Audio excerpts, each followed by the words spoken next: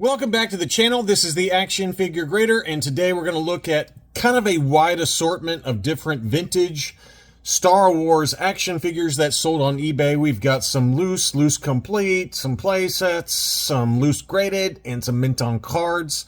All of these, I believe, are auctions, so we'll get a nice sense of what's going on in the market across a wide spectrum of items. Thank you, as always, for supporting the channel. Really appreciate my Patreon supporters. Let's dig in. All right, so we've got some loose complete figures. This was a pretty rough Droid Factory R2-D2, at least for the head on this guy. I mean, he looks like he's been played with pretty heavily. Some weird paint defects on the chrome. You can see there, it's kind of a weird, who knows what happened with this with the chrome on this. A lot of the blue paint are just kind of all over the place. But the rest of it was in pretty decent shape. I mean, certainly not perfect, but, you know, the Droid Factory R2-D2 has really come down in price, I've noticed. Even for better examples than this, AFA graded examples, UKG graded examples, it's really, they're sitting on the market. So if you're looking for this particular variant for R2-D2, don't overpay for it right now. A year and a half ago, this figure, even in this condition, would have been probably easily double this price. But $112.50, super cheap for that one. We had the Cloud City playset. This one included the box, the figures, including a really near mint condition box for the baggies. And you can see all the baggies look to be in pretty clean condition. I mean, super mint. And the playset itself was also in excellent condition. So you can understand why someone was willing to pay up for this one. This one is basically pretty much perfect used condition. And this one sold for $960 in an auction. So a big number, but not terribly surprising, given that we just saw recently an AFA 85 graded set of the baggies, and this particular box sold for almost $1,200. So this one you're getting ungraded, but, you know, again, the box of figures was, and the baggies were in really great condition. So $960 seems like a pretty fair deal. We've got an Amanaman with the card back and the coin. Looked to be pretty clean. And that one sold for $386. We have noticed some bigger prices on last 17 figures, and more on that a little bit later on. We've got some baggies that sold. Baggies, it's crazy how no one seems to care about baggies, even ones that are tough to find.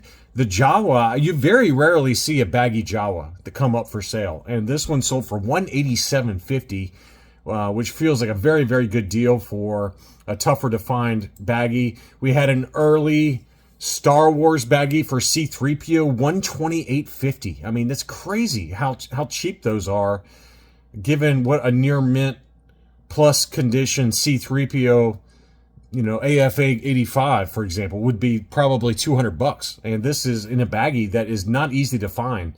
So $128.50, and then Yoda is another baggie that's very tough to find. This one looks legit to me. There are a lot of fake Yoda baggies, particularly for the orange snake Yoda. You just don't see them at all come up that are factory sealed like this. This one looks 100% legit to me. That one sold for $190.50. I mean, crazy prices. Princess Leia, admittedly, this one looks like it's maybe got a little bit of yellowing going on the body for her. But still, this is an early Star Wars baggie, $330.77. That's the closest to fair market value that I've seen, but even that number seems particularly low for a Princess Leia baggie. On to some loose graded that sold at auction. This was kind of a weird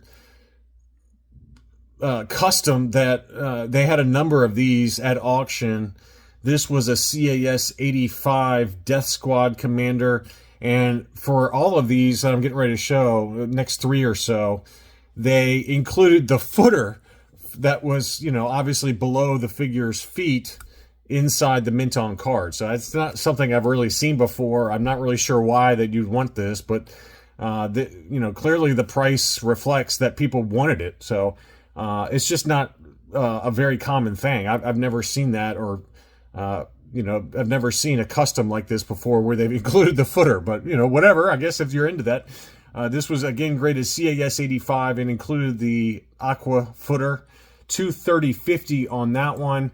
They had the Darth Vader CAS 85 with the footer. That one sold for 250.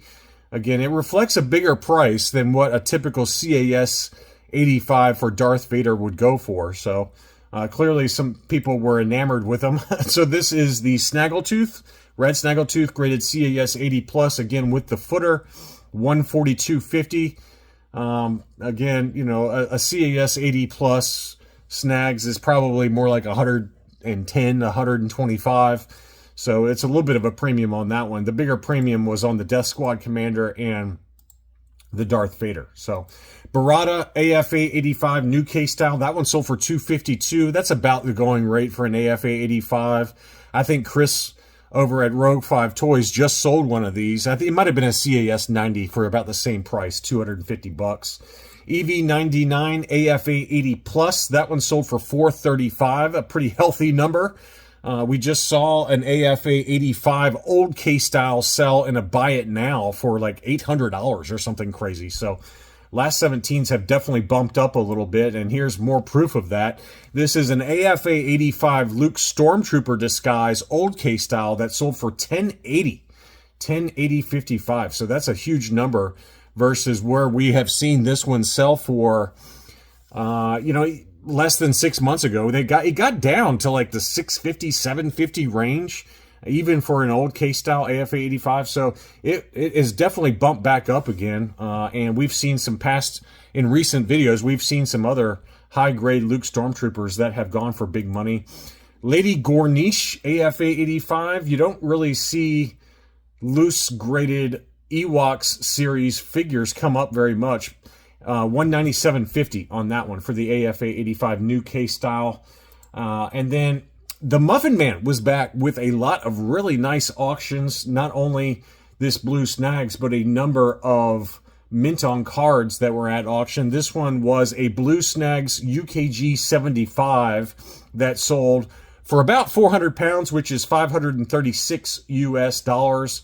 Again, probably in the ballpark of fair market value. An AFA 75 would go for about this same price, maybe slightly more. You might see, $550 to $600, but this one seemed like a pretty fair deal at UKG 75.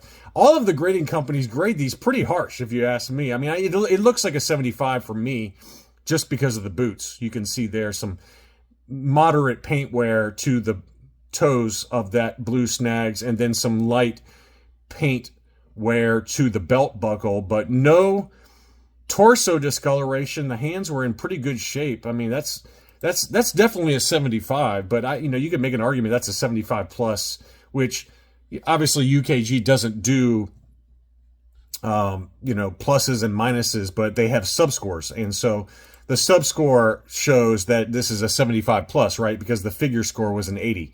So, you can cut it however you can slice the data however you want to, but I thought that was a pretty fair deal though. Some mint on cards. This one was a 31 back Hammerhead punched example with the price sticker, clear blister, and that was graded UKG 80%. That one sold for 435 pounds, which is $587. That's about right. That's about where I would probably price it. To be honest with you, if I had this, even in an AFA 80, I was probably in that ballpark of $550 to $600. So that one's squarely within fair market value. We had a yellowed blister 45 back Hoth Snowtrooper. That one was graded yellowed 85 from UKG, unpunched, no price sticker. That one went cheap. That one went pretty cheap at 240 pounds, which is $323. That feels like a pretty good deal there. Pretty fair deal. We had a 47 back Luke Stormtrooper, again, yellowed blister as they usually are. That one went for super cheap as well. I don't know why that one went so cheap. That was a yellowed 80, 226 pounds, which is $305. Man, that is borderline a steal at those prices. Here was a clear blister 77 back Luke Skywalker Bespin, and this one looks, let's see, let's check out the back on this one. So yeah, so 77 back. It's labeled 77 back B for some reason. I don't know why, or no, it is. Okay, 77A. It's just the title of the auction was incorrect. So it's correct. It's not a Palatoy though. So that's where I knew something was wrong with this one when I pulled it up to make this video. It's labeled a Palatoy, but this one is clearly a US card. So just a labeling mistake by UKG, and then a labeling mistake by Muffin Man in terms of what it is. So it was a 77 back A Kenner US card, but it was clear blister, and it was graded 75, which seems about right. It's got some pretty heavy or moderate edge wear to the card. So that one also had a little litho issue there on the right-hand side for where they tried to remove the price sticker. So that one sold for 367 pounds, which is 500 bucks. That's probably about right, if not even slightly low for what that is. Clear blister, 77A. And then he had a number of tri-logos. This was a 75 grade Gamorrean Guard tri-logo. It did have some litho issues in the upper right, which brought the score down. That one sold for a song and a dance, 181 pounds, which is 245 bucks. That's a good deal. The Gamorrean Guard on the tri-logo is a tough one to find in decent condition, and that one is, you know, more than decent condition. The blister on this one was in pretty good shape, just some light rippling to the top of the blister. The C-3PO removable limbs sold for $227 US, again 75 grade. It's really the cards on these that had some edge wear to it. The blister on this one was structurally pretty good. So you can see the baggie, you know, the bag for the limbs was in a baggie inside the blister, which is very common. And it had the etched style blister on the edges there. So not a bad deal at 227 bucks. And then this I thought was a really good deal. Luke X-Wing 75 grade tri-logo. The Luke X-Wing is a tough one to get. I never did get that one when I was still collecting tri-logos. They, you know, when they come up for sale, they either sold for too high or they'd come up on Facebook and it would sell immediately. It's just tough to find. And in an 80 grade, you're probably talking more like $600 plus. This one sold for $420 US. Pretty fair deal there. The Darth Vader also, I thought, went pretty cheap at $543 US. This was unpunched and graded 80.